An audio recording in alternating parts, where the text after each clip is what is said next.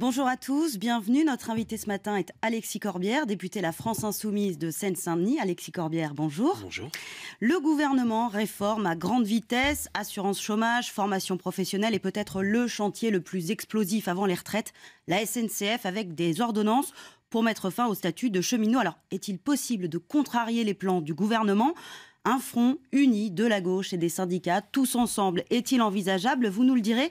Et puis, vous nous direz aussi si la haine des médias est juste et saine, comme le revendique Jean-Luc Mélenchon.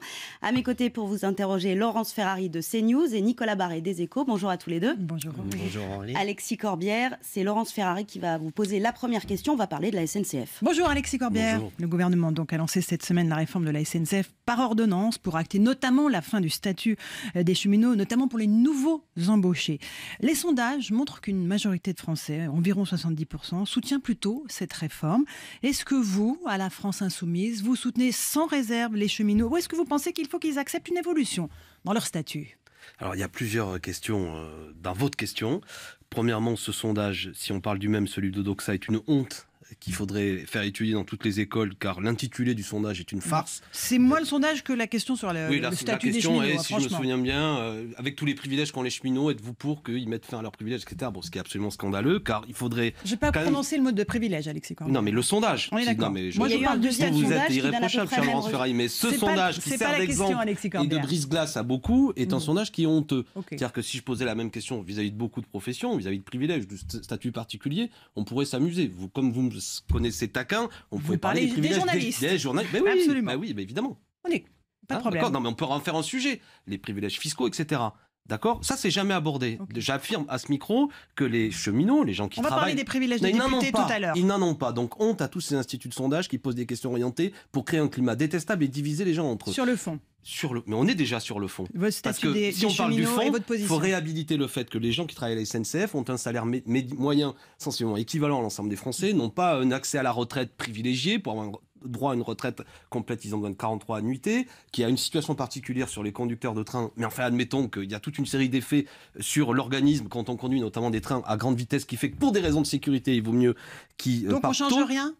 Non, mais il faut défendre. Le problème, c'est pas une fois est-ce qu'on change ou on change pas ? Mais il faut améliorer, oui. Par exemple, ces dernières années... Améliorer, c'est-à-dire... Par exemple, il y a eu près de 100 000 cheminots en moins ces 15 dernières années qui ont perdu leur boulot. Il y a qui n'ont pas été renouvelés. Ça a des conditions, les conditions de travail, ça pose des problèmes que nous avons tous constatés. Des problèmes de sécurité. Il y a notamment eu toute une série de dysfonctionnements en raison précisément du fait que le travail se concentre sur de moins en moins de gens, qui a amené à ce que récemment on a vu quelques problèmes ou lors des départs. Bugs informatiques. Voilà, tout ça, il faut améliorer. La question, c'est qu'est-ce que veut faire ce gouvernement ? Allons à l'essentiel. Il veut mettre un premier pas vers quelque chose qui va vers la privatisation. Il faut qu'il arrête de nous prendre pour... Édouard Philippe a dit qu'il n'était pas question de privatisation. C'est pour ça qu'il est d'une hypocrisie totale. C'est insupportable de discuter avec des gens comme ça, parce qu'en vérité, il fait tout pour ça. Mais comme il sait que dans ce pays, comme on est quand même éclairé par l'exemple de Grande-Bretagne, qui a mis à bas le système ferroviaire, qui fait que le prix du billet est beaucoup plus cher, désormais pour aller travailler, je crois que ça supporte près de 15% des revenus des gens, alors qu'en France on est à 2 ou 3%, c'est un état détestable, des accidents, etc. Malgré tout, c'est leur objectif d'aller vers là, créer les conditions, sortir d'un épique vers une nouvelle organisation qui permettra demain qu'il y ait une privatisation. Et on voit bien que c'est ça son objectif. J'affirme que c'est ça, sinon à quoi ça sert ? C'est ça l'objectif caché du gouvernement. Je pose une question à ce micro. En quoi, je reviens à ce mot de statut, le statut des cheminots aurait une quelconque effet de conséquence, ou du moins serait responsable des dysfonctionnements de la SNCF. En rien. Pourquoi la SNCF est endettée ? Parce qu'il y a eu des erreurs qui ont été faites, des partenariats publics-privés absolument absurdes, notamment avec Vinci, qui s'est goinfré, pardon de l'expression, notamment en obtenant sur la gestion des autoroutes, et qui s'était engagé, notamment sur certaines lignes, à faire des travaux qu'ils n'ont pas fait. Il y a eu des mauvais choix qui ont été faits. Il y a aussi la question des intérêts de la dette. Est-ce que vous savez, là je prends le chiffre d'Édouard Philippe, pardon d'être technique, mais il faut le dire. Il a dit notamment, dans les 10 prochaines années, je crois que la dette va augmenter de 15 milliards. Mais est-ce que les Français savent que l'intérêt de la dette, c'est-à-dire ce que nous payons aux banques pour avoir eu l'autorisation seulement de pouvoir emprunter de l'argent, c'est 1,5 milliard chaque année. C'est-à-dire que ces 15 milliards, c'est exactement l'intérêt de la dette. Je dis aux Français, est-ce que vous trouvez normal que des banques privées s'enrichissent sur des investissements publics qui ont été faits ? Pourquoi ce ne serait pas une dette qui serait directement prise en charge par l'État et sur lequel il ne faudrait pas verser des intérêts ? Vous comprenez le scandale ? C'est que, au nom du fait que pour noyer son chien, on l'accuse de la rage, parce qu'ils veulent privatiser. Sinon, tout ça est absurde. Ils mettent tous les mots sur le dos de cette société. Justement, sur ce point de la privatisation, sur ce point de la privatisation, Édouard Philippe a dit qu'il voulait transformer la SNCF en société publique avec des titres qui seront incessibles. Vous ne le croyez pas? Je crois qu'il y avait à peu près le même vocabulaire qui avait été dit à l'époque après de la destruction de la Poste. Donc on connaît ça. À quoi ça servirait? Expliquez-moi. Aux yeux des... Le Premier ministre dit les titres ce sera dans la loi, c'est-à-dire qu'ils seront incessibles. L'État ne pourra pas les céder. Et ce sera modifié par la suite. Sinon, il n'y a pas d'intérêt à faire cela. Je répète, de quoi ont besoin les Français? D'ores et déjà, est-ce que assurer de la sécurité de la SNCF, assurer du fait que le prix ne soit pas trop important? Pour quelles raisons avons-nous besoin de faire ce que fait le gouvernement pour aller vers cette direction? Aucunement. Justement, pourquoi s'en prendre au statut des disiez... fonctionnaires? Pourquoi du statut des cheminots? Pourquoi s'en prendre à ce statut? Sur ce que vous disiez, je pose la question au Premier ministre à travers vous. Pourquoi, en quoi, que M. Édouard Philippe, tout en faisant, c'est pour ça qu'il est hypocrite, pardon pour moi, en disant qu'il n'a rien contre les cheminots, etc., il s'en prend à eux, mais enfin, je glisse ça au passage quand même dans la discussion, pour opposer les salariés entre eux, et dire en gros, vous avez des privilégiés. Les privilégiés ne seraient pas ces 100 contribuables les plus riches qu'ils ont encore goinfré un peu plus par une réforme insupportable dernièrement. Est-ce que les Français savent que les 100 contribuables les plus riches, chacun individuellement, a bénéficié de 1,5 million d'euros supplémentaires par cette réforme du budget? C'est quand même incroyable la situation. Et à l'inverse, on s'en prend aux cheminots qui gagnent à peine 3 000 euros par mois, ce qui pour un métier souvent bien difficile. Alexis Corbière, on a bien compris que vous êtes contre cette réforme. Les syndicats vont décider le 15 mars quelles modalités d'action mettre en œuvre. Vous dites, vous, à la France Insoumise, qu'est-ce qu'il faut faire pour bloquer ce projet du gouvernement? Déjà, moi je le suis comme aussi usager, j'ai envie de dire, parce que j'affirme que ça va faire du mal à notre système de chemin de fer. Les lignes non rentables vont être fermées, vous avez vu, les petites lignes sont laissées aux régions qui n'auront pas les moyens de s'en occuper, là aussi. Bonjour à la manœuvre. Oui, Édouard Philippe a dit que c'est les régions, désormais. Il dit non, on ne va pas y toucher, mais enfin, en gros, c'est les régions qui elles-mêmes vont se retrouver avec beaucoup de choses à payer et qui, bien souvent, vont être obligées de les fermer demain. Mais comme ça permet à Édouard Philippe de comprendre qu'il n'avance pas dans cette... Il y a un combat stratégique, c'est un stratège, il mène un combat. Et alors vous, votre stratégie, première stratégie, pour contrer cette stratégie du gouvernement, c'est faire une pédagogie, essayer de la faire. On est plusieurs à la faire partout. Expliquer en quoi ce qui se passe n'est pas bon, ce qu'il y a derrière. Pourquoi je me permets de dire, allons à l'essentiel, ce n'est pas vrai qu'il veut améliorer la SNCF, il veut l'ouvrir à la privatisation, etc. Je le pense, et les Français, à mon avis, doivent l'entendre et comprendre ce que ça signifie. On montre du doigt une certaine catégorie de personnel, on divise déjà entre eux. Il faut expliquer ce que je dis sur la réalité du travail de cheminot, qui est un travail difficile, que c'est insupportable. Voilà, non, mais tout ça permet déjà que les Français comprennent où est l'enjeu. Au-delà de la pédagogie, il faut des grèves, des manifestations. Il le faudra. Je préférais que ce ne soit pas le cas. Je suis parlementaire. Je préférais déjà pouvoir en débattre au Parlement. Manifestant, ce gouvernement a peur du Parlement parce qu'il dit on va faire ça par ordonnance, c'est-à-dire on va brutaliser la représentation nationale. En débattre, on a vu sur les ordonnances travail, il y a eu plusieurs centaines d'heures de débat à l'Assemblée. Même quand il y a des ordonnances, on peut quand même en débattre au Parlement et à travers les médias. Ça ne vous choque pas du fait que sur quelque chose d'aussi important, c'est par ordonnance. C'est-à-dire qu'au bout d'un moment, il y aura un temps limité, au bout d'un moment, on dira bon allez, boum, ça tombe. Je sais pas, je trouve qu'il y a la démocratie de plus en plus foulée aux pieds sur des sujets fondamentaux, le code du travail. Je rappelle juste sur la SNCF, petit détail, que ça n'était pas dans le programme de M. Macron. On est d'accord là-dessus? Donc on va brutaliser le Parlement sur quelque chose qui n'a pas été soumis au vote devant les Français. Alexis Corbière, est-ce que c'est le dernier combat des syndicats? Mais non, c'est le premier combat. Avant le combat des retraites, évidemment. On sait que vous avez espéré beaucoup mobiliser au moment des ordonnances travail. Ça n'a pas fonctionné. Il n'y a pas eu 1 million de personnes sur les Champs-Élysées. Emmanuel Macron avait gagné le point de l'avis même et de l'aveu même de Jean-Luc Mélenchon. Est-ce que cette fois-ci, encore une fois, vous espérez une mobilisation? Est-ce que vous tendez la main à la CGT? Et est-ce que la CGT a demandé venez nous aider à la France Insoumise ou pas? Oui, enfin, ça ne se passe pas comme ça. Non. C'est assez compliqué les relations entre la CGT et la France Insoumise. On va très bien, mais c'est des syndicats. Vous savez, un syndicat, c'est pas la même chose qu'un mouvement politique citoyen comme nous. Oui, mais pour un mouvement d'ampleur, ça pourrait peut-être être plus efficace. Il y a la journée du 22 mars, allons à l'essentiel. Oui, la journée du 22 mars de la fonction publique à laquelle se greffent les cheminots. À ce stade. Voilà, mais qui est le grand rendez-vous. Je souhaite, et je profite de ce micro pour dire à tous, mobilisons-nous. C'est pas un problème de cheminots, c'est pas des gens qui défendent leur statut, c'est nous tous, quelle que soit notre situation, retraités, salariés, chômeurs, jeunes, défendons. C'est à nous, c'est un patrimoine commun qu'ils veulent brader, auquel ils veulent faire mal, et qui va avoir des conséquences, y compris écologiques, j'ai envie de dire. On a pu prendre le frais, de quelle manière ces dernières années, quand on a de plus en plus, on transporte des marchandises sur des camions et de moins en moins par train, en raison de toute une série de choses qui ont été faites, absurdes au niveau de la SNCF, et on pourrait continuer.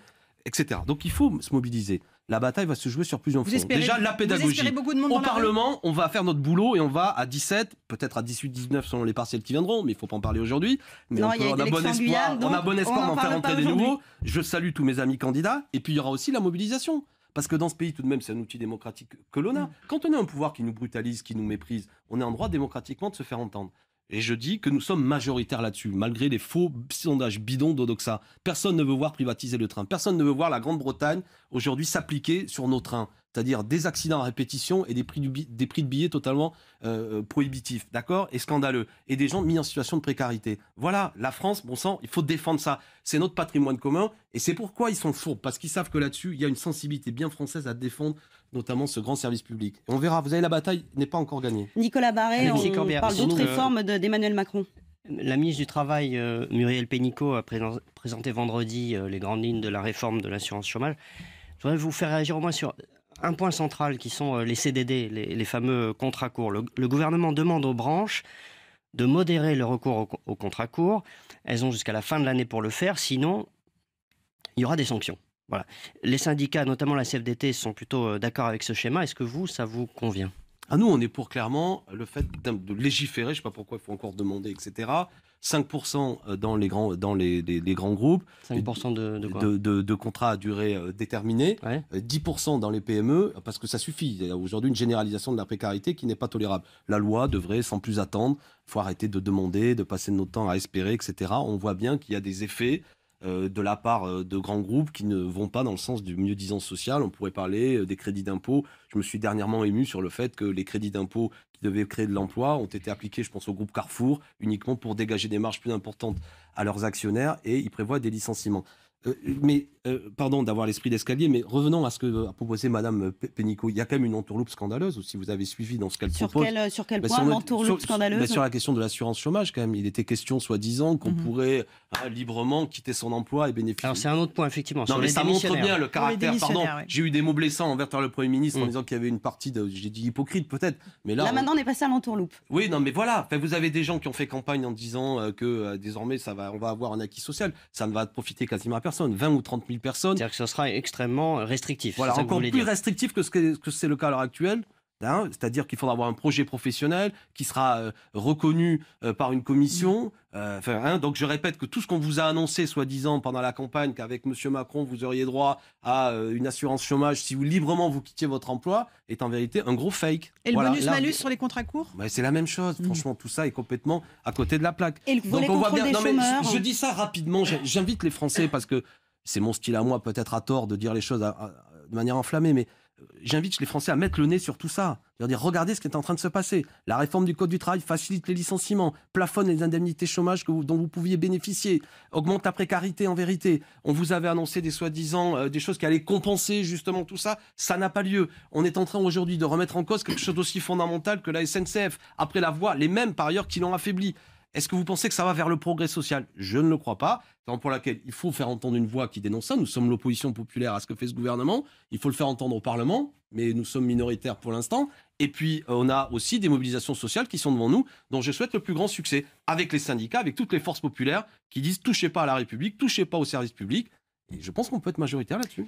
Alexis Corbière, on va marquer une pause et on se retrouve dans quelques instants. On va parler de la relation tumultueuse de Jean-Luc Mélenchon avec les médias. Député La France Insoumise. Alors Nicolas Barré va vous interroger maintenant sur le rapport de Jean-Luc Mélenchon, un petit peu compliqué avec nous autres, les médias. Oui, cette semaine, Jean-Luc Mélenchon, en effet, a soutenu Laurent Wauquiez sur son blog après cette affaire d'enregistrement des cours. Bon. Et puis surtout, il s'en est pris aux médias avec beaucoup de véhémence. Je ne veux pas citer tout ce qu'il a dit, mais il a parlé des médias comme le dernier pouvoir absolu dans ce pays. Et puis surtout, il a dit « La haine des médias et de ceux qui les animent est juste et saine ». Simplement, est-ce que vous partagez ce jugement ? À 100%, bien sûr. Vous haïssez les médias aussi ? Non, mais c'est pas ça que dit la phrase. Mais c'est pas justement. Il faut dire la phrase de Jean-Luc Mélenchon est juste et saine, mais après il dit il faut pas se laisser aller à la passion et il faut avoir une réflexion là-dessus. La question c'est pour reprendre la. Mais la haine des médias, ça a un sens. Le mot haine. Ouais, c'est pas juste le doute. Elle existe dans ce pays. Il faut s'interroger s'interroger de pour quelle raison, quand Jean-Luc Mélenchon dit que c'est le dernier pouvoir absolu, pourquoi les médias se permettent de faire des choses que nous ne tolérerions pas d'autres institutions, ne supportent pas la critique, n'acceptent pas. Moi, ça m'est arrivé, et je suis plutôt bonne patte, je suis connu dans votre profession pour ça, mais les gens vous parlent sur un ton. C'est insupportable, ne se remettent jamais en cause. N'acceptent pas seulement que... c'est pas le cas aujourd'hui. Non, mais... Alors, c'est peut-être le côté... c'est pourquoi je viens d'ailleurs, peut-être. Et que je ne vais pas à d'autres endroits. Mais je vais prendre un exemple, parce qu'il faut aller à l'essentiel. Allez-y. Sur quoi se met en colère c'est pas Jean-Luc Mélenchon, c'est moi, tous mes amis. C'est cette campagne menée depuis quelques semaines contre la France Insoumise, par exemple sur le thème des comptes de campagne. Oui, c'est ça qui a déclenché la colère. C'est absurde, mais qui ne vient pas d'une force politique, qui vient des médias, de certains médias, qui ont fait le choix d'individualiser la campagne de Jean-Luc Mélenchon et de fabriquer le fait qu'il y aurait un problème autour de financement de notre campagne. C'est complètement scandaleux. Et là-dedans, on retrouve Radio France, sa cellule soi-disant d'investigation, et je vois certains médias que je vais cibler. Le Parisien, qui se permet une fois de plus de faire des articles particulièrement injurieux, je trouve, contre notre campagne, contre moi-même, je vais en dire 2 mots. Après, j'ai vu M. Jacubizine de LCI reprendre ce ton-là, le Canard enchaîné, etc. Ça devient insupportable. Notre campagne, nos comptes de campagne sont validés. D'accord ? Nous avons mis sur la table toutes nos factures. L'essentiel de nos factures ont été validées, d'autres n'ont pas été retenues, mais comme pour tous les autres candidats. Pour tous les autres candidats. 430 000 euros de frais de campagne réformés, c'est beaucoup plus pour Marine Le Pen, par exemple. Merci. Non, mais pour dire, voilà. Merci, d'accord. Par exemple, nous sommes une campagne qui a dépensé beaucoup moins que d'autres. En 3 mois, M. Hamon a dépensé beaucoup plus que nous. D'accord, beaucoup plus. Il a dépensé près de 15 millions, nous 10 millions, lui en 3 mois de campagne, nous en 15 mois de campagne. On pourrait discuter. Moi, je suis pour qu'on discute, mais de toutes les campagnes. Pourquoi la nôtre est individualisée ? Je vais prendre un exemple sur mon cas. Alors, justement... Mais j'aimerais, à travers mon cas, pas pour parler de mon petit nombril, mais parce que comme il est de bon ton de mettre mon nom et de dire, par exemple, M. Corbière était auto-entrepreneur, nous dit la presse, qui serait un statut incroyable, parce que nous l'avons décrié. Voilà, et on dit Alexis que j'aurais Corbière. touché 28 000, enfin, ce qui est la vérité. Tout ça d'ailleurs avec selon nos sources, des articles, c'est pas selon vos sources, c'est moi qui l'ai déclaré. Il n'y a rien, tout ça, il suffit de faire Alexis Corbière, juste on va resituer un petit peu les choses, parce que tous nos téléspectateurs et nos auditeurs ne sont peut-être pas au fait de tous ces articles sur la campagne de Jean-Luc Mélenchon. Pendant la campagne présidentielle, un certain nombre de collaborateurs de l'équipe de campagne ont travaillé pour la campagne en étant sous le statut d'auto-entrepreneur. C'était votre cas. Oui. Sauf que les auto-entrepreneurs, on sait que Jean-Luc Mélenchon quand même a beaucoup critiqué ce statut qu'il voulait supprimer. Il disait que c'était de l'auto-esclavage. Pourquoi vous, Alexis Corbière, vous êtes auto-esclavagisé pour la campagne de Jean-Luc Mélenchon ? Je vais faire un scoop. Mon métier n'est pas porte-parole du candidat à l'élection présidentielle. Je suis enseignant. D'histoire. D'accord, prof d'histoire en lycée provincial. Donc mon métier, j'ai jamais voulu en soi avoir une forme de stabilité de l'emploi autour de ma fonction de porte-parole. On est d'accord là-dessus ? Donc comprenez ça. C'est important de bien voir. Moi je suis enseignant, donc je me suis mis en disponibilité pour pouvoir mener campagne. Parce que non, ne bénéficiant pas d'un emploi fictif, fallait bien que je me consacre à plein temps. Parce que Mme Ferrari, vous-même, vous m'invitiez. Je faisais 3-4 médias par jour. C'était pas la garantie du retour à l'emploi. Voilà. Non mais... Mine de rien, c'était ça l'argument, sur le fait que j'avais cette situation qui permettait à tout moment, parce que la campagne n'est pas la campagne glorieuse avec le recul que vous voyez, mais c'est une campagne de doute que nous avons eue à chaque instant, avec la possibilité de nous dire, on réduit la voilure du point de vue des gens qui étaient rémunérés pour mener campagne. Le statut d'auto-entrepreneur, qui est un statut de précarité absolue, permettait qu'à chaque fin de mois, nous discutions collectivement, est-ce que je continue ou pas, ou est-ce que je reprends le boulot ?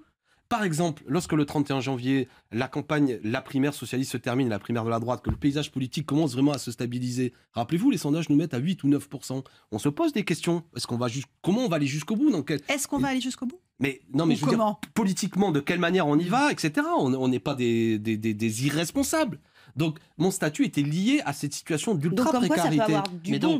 Pardon ? Alexis Corbière, mais non, parce que... alors, ça peut servir. Mais vous comprenez ce que je suis en train de vous dire, que moi, je suis enseignant, que ce n'est pas un métier. C'est à un moment donné ce qui permettait d'avoir quelque chose totalement calibré sur une situation de totale précarité voulue par moi. Je voudrais m'expliquer aussi sur ma rémunération. Attendez, juste bon temps. Non, je termine surtout que vous compreniez. Oui. Donc, avec ce statut-là, j'ai été payé 28 700 € sur 7 mois. D'accord, divisé par 7, ça fait à peu près 4 000 en tout par mois, auquel, comme le statut d'auto-entrepreneur, fait que je vais verser à peu près 25% à l'URSSAF. Donc je vais aller à l'essentiel, 3 000 € par mois net, comme porte-parole. Ce qui a valu à ce que certains journaux, c'est pourquoi je me mets en colère après la presse, comme le Parisien, disent « était payé ». Est-ce que le contribuable savait que chaque fois qu'Alexis Corbière allait sur les médias, le contribuable en était pour sa poche ? Je trouve cette formule... comment dirais-je, puante, dégueulasse et honteuse déontologiquement. Parce que le même journaliste, pourquoi il ne nous dit pas que tous les autres porte-paroles de candidats étaient payés ? Vous n'allez pas faire le procès des médias et de tous les papiers. Si, je le fais, je suis en train de le faire, justement. Parce que, par exemple, si on parle des rémunérations des porte-paroles, Monsieur Griveaux, porte-parole de En Marche, alors c'est vrai que depuis les porte-paroles du gouvernement, c'est peut-être un petit peu plus embêtant à prendre pour cible, mais Monsieur Griveaux, qui n'a pas démérité à la tâche, par ailleurs, qui était un excellent débatteur, que j'ai souvent rencontré sur les plateaux, mais lui était payé 6 000 €. Laurent Saïm, 6 000 € aussi. Selon les Macron Leaks. Donc, pourquoi la presse, ce que je veux vous dire, de manière un peu enflammée, pourquoi ça vous touche autant ? Mais parce que s'il y avait un article qui disait les médias que vous ciblez, la Radio France, le Parisien, les autres, ont parlé aussi des autres candidats, me semble-t-il. Non. Pourquoi sont-ils si veuls devant les autres candidats et si mordants contre nous? C'est ma question. Et pourquoi vous êtes autant touché par parce cette affaire? que, comment dirais-je, évidemment, c'est mon honneur qui est sali. Parce que si on sous-entend, quand il y a la phrase, est-ce que le contribuable savait que chaque fois que Corbière était à la télé, il en avait pour sa poche, ça sous-entend qu'il y a une exception Corbière. Si par contre, ce qui est dit, pour être honnête avec les gens, c'est que le contribuable, entre guillemets, il a tout payé, tous les candidats. De la même façon que je vais parler du Parisien, le contribuable, il paye chaque année 9,5 millions d'aides publiques à la presse écrite. Donc est-ce que le contribuable sait que l'imbécile qui écrit cet article, car il le fait sciemment, méchamment, pour blesser la campagne, lui aussi le contribuable en a pour sa poche. Pourquoi je me mets en colère? Vous êtes contre les aides à la presse? Non, je suis pour. Mais je ne suis pas pour qu'à un moment donné, justement, ce soit utilisé pour flétrir les gens. Ce que je veux dire, c'est que si on parle de combien étaient payés les porte-paroles des candidats qui ne bénéficient pas d'emploi fictif ou d'un mandat, ce qui était mon cas, on peut parler de Corbière, pas de problème. J'ai été rémunéré pendant 7 mois, 3 000 € par mois. Mais j'indique aux gens que le porte-parole d'En Marche, M. Griveaux, était payé le double de moi. Et j'aimerais savoir, parce que je n'ai pas vérifié le chiffre, que M. Hamon, par exemple, lui aussi rémunérait les gens, sans doute avec des salaires fort confortables, car en 3 mois seulement de campagne, il a dépensé 15 millions, alors que nous, en 1 an et demi, on a dépensé 10 millions. Bref, notre campagne était pas chère, elle était adaptée à notre situation, faite par des gens honnêtes, et je ne supporte plus de voir mes amis, de voir le nom de mes amis dans la presse sali en permanence. Donc tout ce Mélenchon bâchique a une fonction politique. Voilà, c'est qu'il y a la réforme SNCF, nous sommes l'opposition populaire, en dynamique, et il faut nous salir en permanence. C'est pourquoi, non, je dis, bon, franchement, c'est des journalistes ou des militants? C'est ça ma question. Et vous, déontologiquement, vous êtes en droit, avec moi, de dire, bon, le métier de journaliste est un beau métier, mais ça ne peut pas être fait par des gens qui ciselent en permanence des formules pour faire que tout ami de Mélenchon est montré du doigt comme un salopard, un type un peu louche, etc. Parce que moi, je trouve que c'est politiquement ciblé, ça n'est pas tolérable. Voilà. Alexis Corbière, il y a d'autres points qui interrogent dans les comptes de campagne de Jean-Luc Mélenchon, qui, rappelons-le, ont été validés. Voilà, donc il n'y a rien qui interroge. Qu'est-ce que je vous dise? Si, il y a quand même des choses qui interrogent, sur lesquelles vous pourrez répondre. Certains s'interrogent sur le rôle de l'agence de communication de Sophia Chikirou. Mais c'est qui certains s'interrogent? On apprend dans les écoles de journalisme, on est un con. Ce qui a été facturé à la campagne de Jean-Luc Mélenchon était validé, dont une partie a dû être défalquée, puisqu'il y avait des tarifs très différents par rapport au calendrier de prestations. Je ne sais même pas ce qui a été, la somme de ce qui n'a pas été remboursé par la commission de la campagne Mélenchon est une des plus faibles par rapport à d'autres candidats. Je ne comprends pas vers quoi vous voulez aller. Nous avons mis sur la table toutes nos factures. Et évidemment, la commission dit, ça je rembourse pas. Mais elle l'a fait pour M. Hamon, pour Mme Le Pen, pour M. Fillon. C'est vu rembourser 2 millions d'euros sur une campagne qui a coûté 13 millions. D'accord, bon, pour autant, je ne suis pas en train de flétrir M. Fillon, parce que finalement, tout ce qui était les primaires de la droite n'ont pas été remboursés, etc. Vous voyez, on complique tout, à tel point que le président de la commission des comptes de campagne est en train de dire que M. De Chalvon, celui qui nous mène cette guerre, qui a démissionné de la commission des comptes de campagne, parce qu'il est en train de flétrir toute la campagne. Je rappelle que ce monsieur, que les Français le sachent, non mais je termine là-dessus, qui a travaillé là-dessus, est un ancien directeur de cabinet d'un ministre socialiste. C'est-à-dire que dans ce pays, un ancien directeur de cabinet d'un ministre socialiste est celui qui travaille sur les comptes de Mélenchon et qui après se permet d'aller faire le tour de la presse en disant c'est un peu louche tout ça. Vous voulez pas que je trouve qu'il y a une main politique derrière tout ça? Ça commence à bien faire. Nos comptes ont été validés, arrêtons là-dessus. Nous sommes des gens honnêtes. Nous avons fait une campagne qui était, une fois de plus, pour le contribuable, une des moins chères et des plus efficaces, au demeurant, et qu'on parle de l'essentiel, des coûts que porte ce gouvernement, la SNCF, etc. J'espère qu'à travers mon cas, vous avez compris le ridicule qu'il y avait quand même à chercher à démontrer, qu'il y avait un caractère louche à tout ça. Merci. J'ai bien fait de venir. Alors. On va parler de la réforme constitutionnelle. On apprend aujourd'hui dans le journal du dimanche que le Premier ministre va recevoir les chefs des groupes parlementaires cette semaine. Pour parler de cette réforme, Emmanuel Macron veut réformer coûte que coûte. Si pas de soutien du Sénat, il passera par le référendum. Il s'agit notamment de limiter à 3 mandats successifs les mandats des parlementaires, notamment des sénateurs. Est-ce que s'il y a un référendum, vous allez militer pour le oui ou pour le non? Alors, bon, on voit bien l'habileté politique qu'il y a là-dedans. C'est-à-dire que je casse le code du travail sans passer par le référendum, je veux m'en prendre à la SNCF sans passer par le référendum. Par contre, sur un sujet, mais il y en aura plus sans doute que ça, qui serait, est-ce qu'il faut limiter à 3 mandats les mandats de sénateurs? Et on appelle au peuple. Évidemment, c'est une posture qui se veut gagnant-gagnant.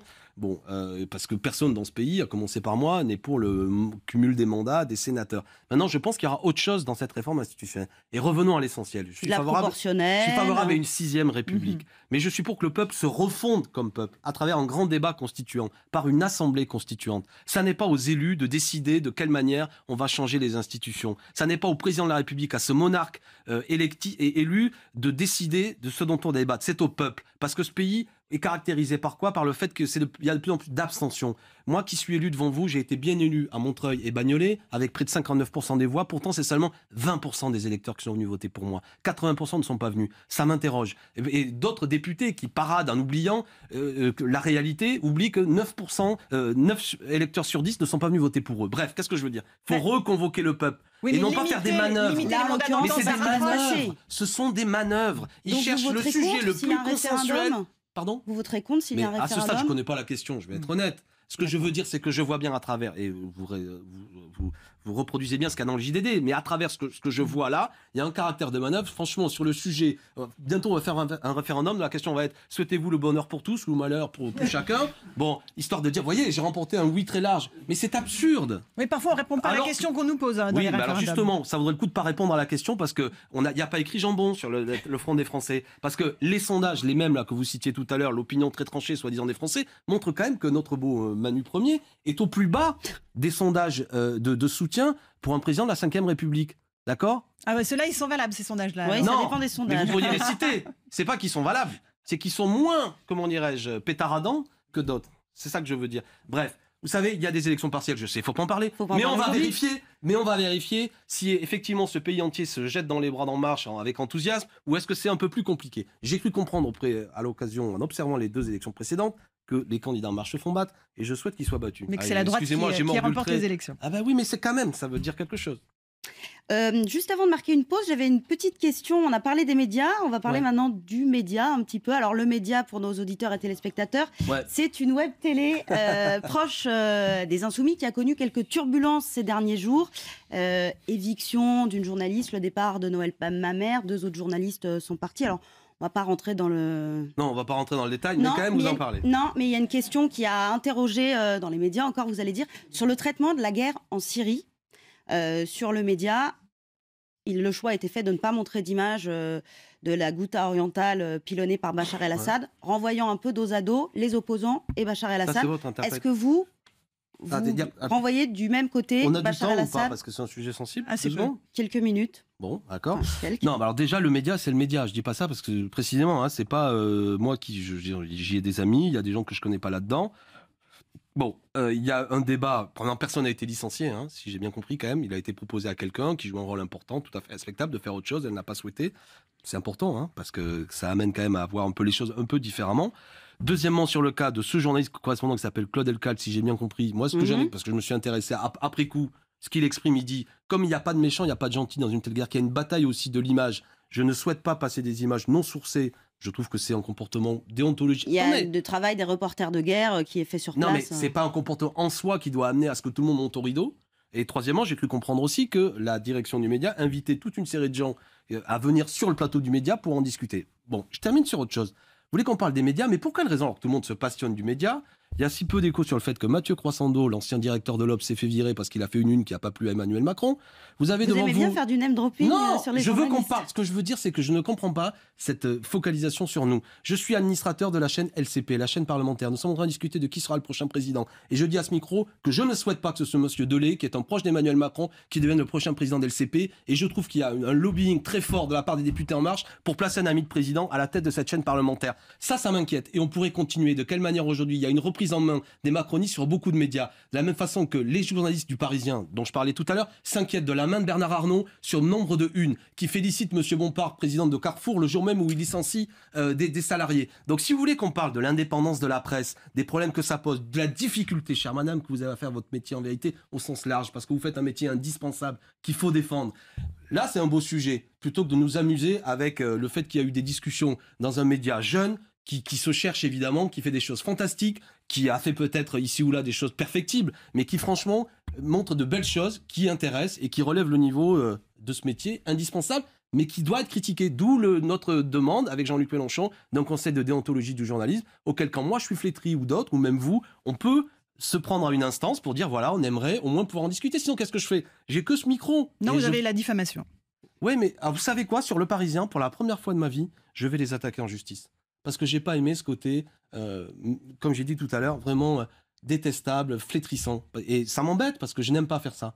Mais je trouve que là, il y a des choses qui doivent être faites au bout d'un moment. Mais je préférais m'en prendre un conseil de déontologie, une instance journalistique auquel je dis, les amis, enfin, messieurs, dames, est-ce que c'est normal quand on parle des comptes de campagne que uniquement le cas Corbière soit cité, etc. Vous voyez, donc, la bataille que nous menons, même si nous le faisons avec virulence, comprenez-le bien, c'est pour défendre le métier de journaliste parce que vous fabriquez l'opinion, que vous le vouliez ou non. Vous avez une influence beaucoup plus forte que les partis politiques. Et le discours des médias n'est pas un discours neutre. Alors, franchement, il influence, il matrice la manière dont les gens reçoivent les choses. Et donc, vous avez une responsabilité très forte. Eh bien, on va marquer une pause sur cette défense des journalistes par Alexis Corbière. Du métier. Du métier.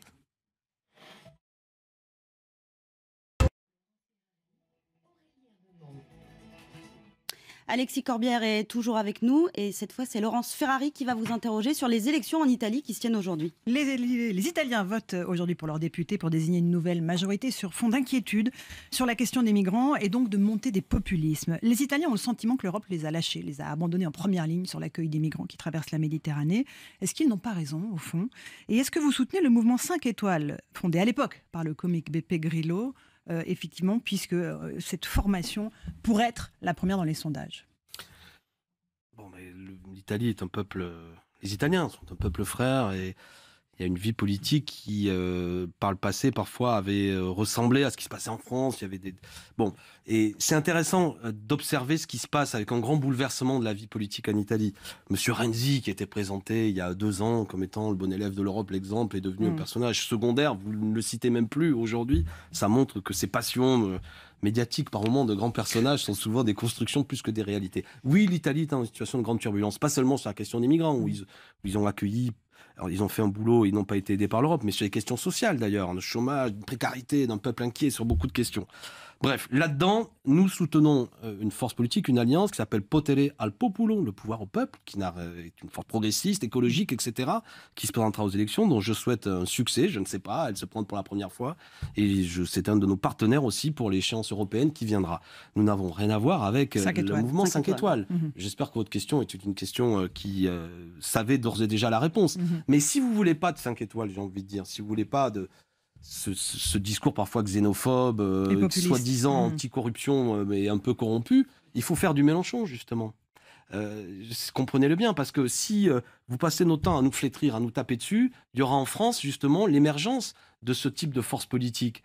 Nous sommes un populisme humaniste, républicain, écologique. Ce que j'entends par populisme, c'est que nous ne situons plus totalement sur le même type de latéralisation comme il y avait avant. Oui, je pense qu'il y a un peuple d'un côté, une oligarchie de l'autre, c'est-à-dire une minorité de gens qui profitent d'intérêts qu'il faut combattre, et que ça n'est pas seulement dans l'union ou le rassemblement de forces politiques du passé qu'on va créer une dynamique populaire. Donc, ce que je veux dire par là, c'est que l'Italie, sur le plan politique, j'entends, parce que c'est un pays fantastique, est parfois le laboratoire monstrueux de certaines choses qu'il faut regarder pour éviter en France. Ceci dit, je souhaite bon vent à mes amis de Potere al Popolo. J'espère qu'ils feront un bon score et qu'il y aura une voix comme ça progressiste qui sortira. Je pense que l'abstention va être le phénomène très important de ces élections. Et la montée des droites avec Berlusconi. Évidemment, le retour de Berlusconi. Droite avec Berlusconi en arrière-plan, ça vous inquiète évidemment. Je veux dire, comment dire, c'est le libéralisme le plus brutal, le plus grotesque par moment, le plus corrompu, etc. Mais la question, c'est pas seulement d'observer les monstres, de s'indigner, mais de s'interroger comment on en est arrivé là. Je répète que M. Renzi était une digue de papier face à tout ça. Il a explosé en vol bon. Donc voilà, je peux pas. On va regarder les résultats à l'arrivée. On va reparler un petit peu de la France maintenant et notamment du harcèlement de rue. Alors cette semaine, il y a un rapport parlementaire qui a préconisé une amende de 90 € pour le délit d'outrage sexiste qui serait pris en flagrant délit par les policiers dans la rue. C'est une mesure que vous pourriez soutenir, ce délit d'outrage sexiste ? Alors, les outrages sexistes ne sont pas tolérables. Moi, je suis plutôt pour le fait que si quelqu'un a porté un outrage sexiste, qu'il soit condamné. La question, c'est quand on regarde concrètement, il faudrait qu'il y ait un fonctionnaire de police à ce moment-là qui soit présent, qui puisse constater la situation. Et des pays où ça a été testé, si je ne dis pas de bêtises, c'est en Belgique. Je crois qu'il y a eu 5 condamnations en 5 ans, quoi. Bon. Donc, c'est juste pour poser l'interdit, quoi. Non, voilà. Alors, après, on en parlait tout à l'heure, je ne veux pas arriver les grands secrets avec Mme Ferrari, je pensais... Bon, faisons-le, parce qu'effectivement, à l'heure actuelle, s'il y a un outrage sexiste qui est dit à quelqu'un, ça peut ne pas être condamné directement. Mais élargissons un peu le propos 2 secondes. Premièrement, il faut se féliciter du fait qu'il y a eu ces paroles de femmes qui se sont libérées, de s'apercevoir qu'il y a nombre de choses intolérables, des banalisations de sexisme qui ne sont pas tolérables, etc.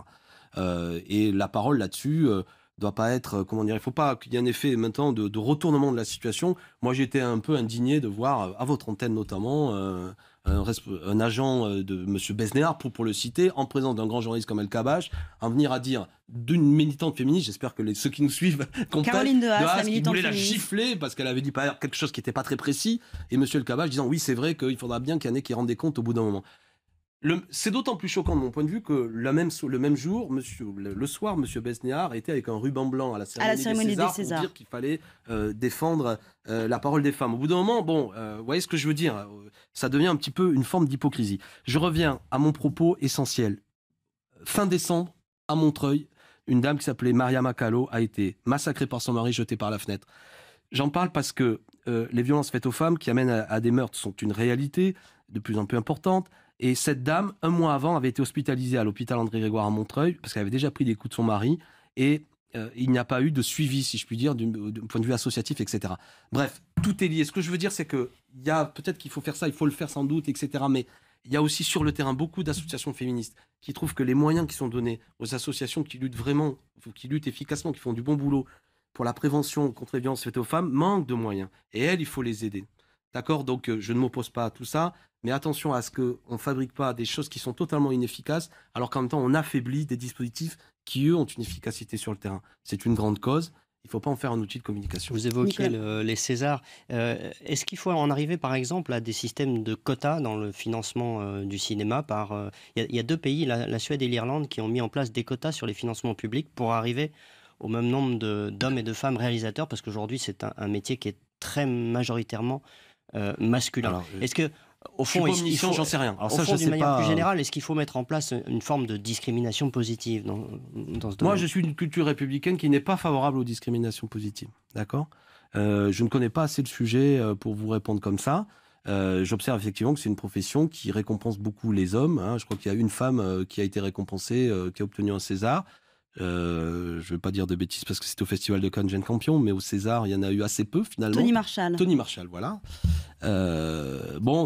C'est une réalité, il y a une modification culturelle à faire, mais ça passera aussi par un travail sur le terrain de modification des comportements, c'est assez lourd. Mais franchement, je suis un peu ignorant du sujet, donc peut-être que des choses pertinentes à faire. Alexis Corbière, Marine Le Pen a été mise en examen cette semaine pour avoir diffusé sur son compte Twitter des images d'exactions perpétrées par l'État islamique.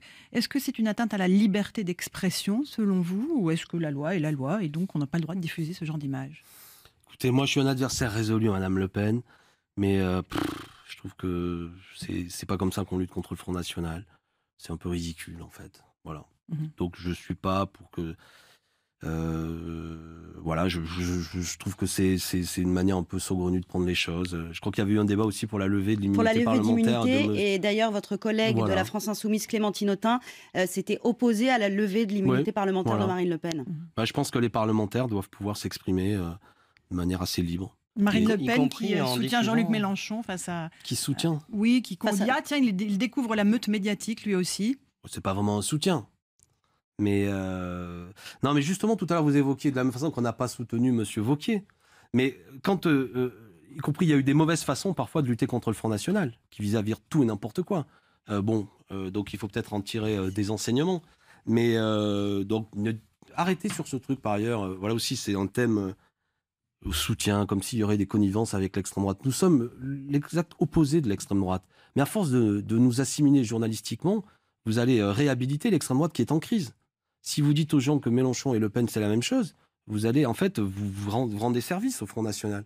Non, ce n'est pas la même chose. Nous sommes ceux qui veulent rassembler le peuple, pas le diviser autour des questions de couleur de peau, de religion. Nous sommes ceux qui veulent la préférence sociale, pas ceux qui expliquent qu'il y aurait des privilégiés, etc., etc. Ça n'est pas la même chose, ça n'est pas la même dynamique sociale.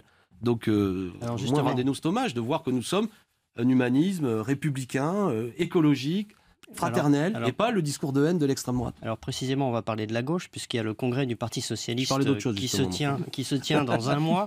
Est-ce qu'il y a un premier secrétaire du PS qui pourrait travailler avec la France Insoumise ? Il y a eu un Big Bang lors de cette élection présidentielle qu'il faut comprendre. Il y a eu quand même, je relisais des chiffres, à l'occasion des élections législatives, le Parti socialiste, qui avait obtenu plus de 10 millions de voix en 2012, à l'occasion des élections législatives de 2012, en a obtenu 1,6 million à ces élections. Pour information, la France Insoumise en a fait 2,5 millions. Et on a un système institutionnel qui fait que les socialistes ont 30 députés, nous n'avons que 17. Pour vous dire le caractère totalement déformé par rapport à l'expression... Vous siégez à côté des socialistes, d'ailleurs. Oui, non, mais ce que je veux dire, c'est que c'est une force aujourd'hui, comment dirais-je, qui est en train de s'éteindre. Mais la question c'est un grand bouleversement politique. Vous pourriez travailler avec eux, avec un parti socialiste, avec un nouveau secrétaire général du parti. Et je suis en train de vous parler d'une force en train de s'éteindre. Donc après, la Donc question... vous les laissez s'éteindre et vous n'appelez pas à ce qu'ils vous rejoignent, par exemple, plutôt mais déjà, c'est un peu martial de parler comme ça aux gens. Deuxièmement, de ce que je comprends du congrès du PS, c'est après 50 nuances de grey, là c'est 3 nuances de gris hollandais, lequel tu choisis, à quelle cuisson tu veux ton Hollande. 4 nuances. Non, attendez. Justement, je vais en venir à moins répondre à votre question. Alors, est-ce que tu veux du bien cuit avec du Le Foll? Est-ce que tu veux du un peu plus saignant ou un petit peu plus rouge avec machin, avec Monsieur Faure? Ou est-ce que tu veux Carvounas, qui après avoir dit tout l'inverse sous Valls, un discours extrêmement violent après les syndicats, il avait quand même traité la CGT de privilégiés, etc. Maintenant, se veut être le champ de l'Union de la gauche. Je comprends qui peut. Bon, bref, dans ce cadre-là, je vais être honnête. Je suis du côté d'Emmanuel Morel de ses idées. Mais Emmanuel Morel sera battu à ce congrès. Et surtout, ce congrès... Vous en êtes sûr qu'il sera battu? On verra, vous me réinviterez, on va en faire un débat passionnant. Mais il y avait 100 000 votants lors du dernier congrès qui était déjà en grand retrait.